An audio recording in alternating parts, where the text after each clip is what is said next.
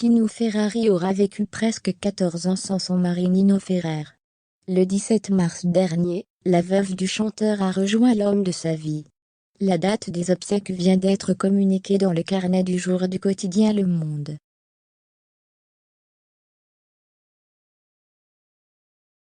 Voilà une nouvelle qui a plongé toute une région dans le chagrin.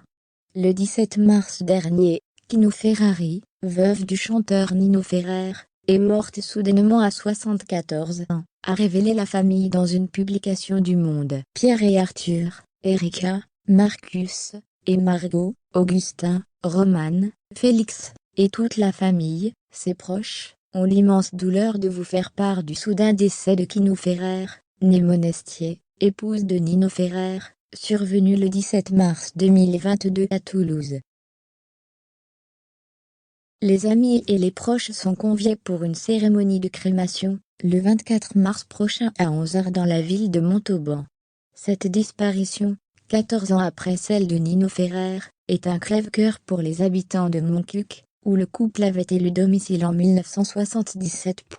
Alors que sa carrière est à bout de souffle, Nino Ferrer décide de s'installer dans le Lot, avec Kino Ferrari en 1977.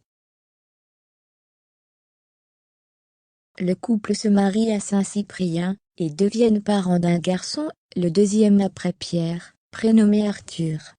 Loin de la ferveur parisienne, que Nino Ferrer a côtoyée pour les besoins de la musique, les tourtereaux savourent leur tranquillité retrouvée.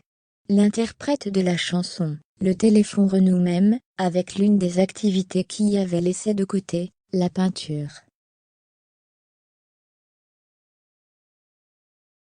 Kino Ferrari, de son vrai nom Jacqueline Monestier, avait ressorti les vieux tableaux et les esquisses de son défunt mari pour l'anniversaire des 20 ans de sa disparition.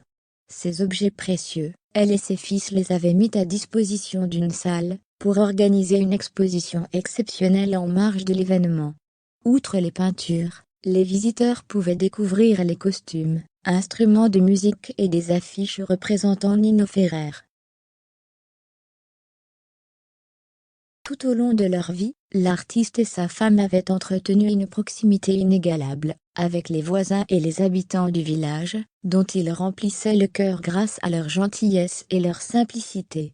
La disparition de Kino Ferrari doit donc laisser un grand vide.